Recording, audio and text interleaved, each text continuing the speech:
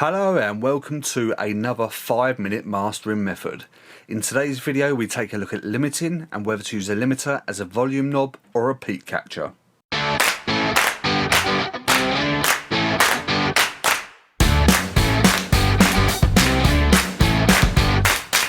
Hello and welcome to Mastering in the Box. I'm your host Smudge, and in today's video we're going to take a look at limiting and whether to use the limiter as a volume knob or a peak catcher.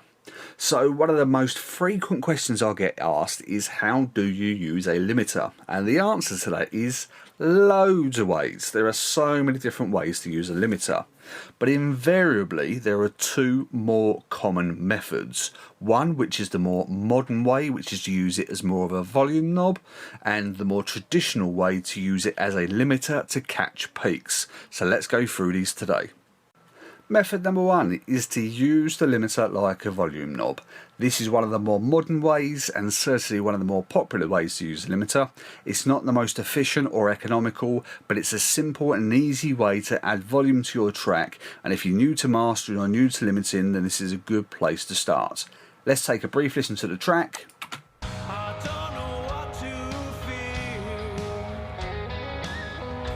So as we can see from the peak readings here, we've got plenty of headroom, just under 7 dB.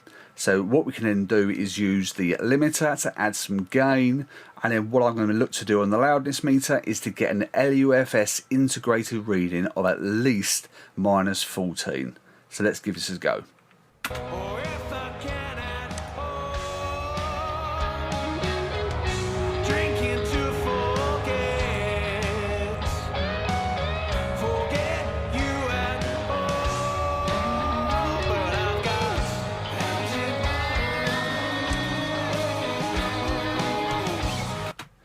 And there we have it. That is just a real simple, easy way to use a limiter as a volume knob to get some overall volume to your track.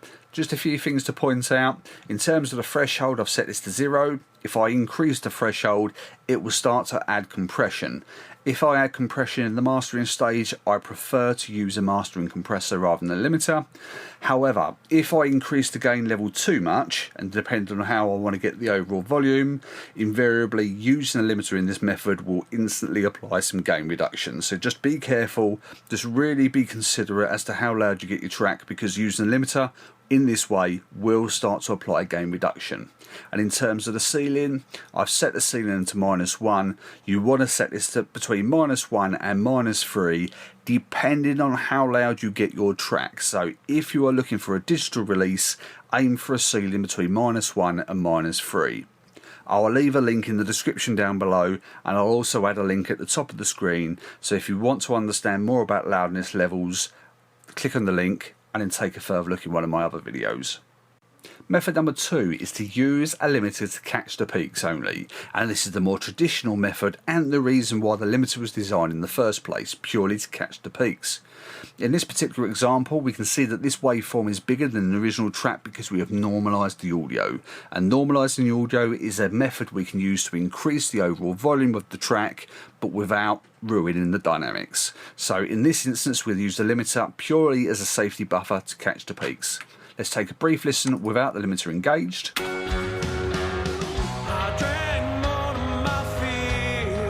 So a thing to note here is the true peak max is -0.6 dB, and we really want to try and keep that ceiling to -1.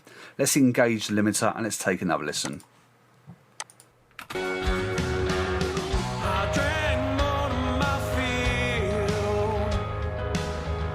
So what we've been able to do is keep that ceiling, keep the original settings of the limiter, but not apply any gain. The gain is coming from normalising the audio only, and the limiter is being used as a buffer. It's just to avoid digital clipping. So if you want to increase the overall volume whilst retaining dynamics, look into normalising the audio and use the limiter as your safety buffer only. So there we have two simple and easy ways in how to use a limiter. If you want to use the limiter to apply some gentle compression, then I would go with the first example and use the limiter as a volume knob. If you want to retain your dynamics, then look into normalising the audio and then use the limiter to catch the peaks, and that's your safety buffer only. I hope you liked this video, and if you did, please don't forget to give it a like. If you want to know more about digital mastering, don't forget to subscribe by clicking the subscribe button below, and don't forget to click that bell and select all to receive notifications on all of our videos moving forward. I hope you all keep safe and well, and I'll see you in the next video coming real soon.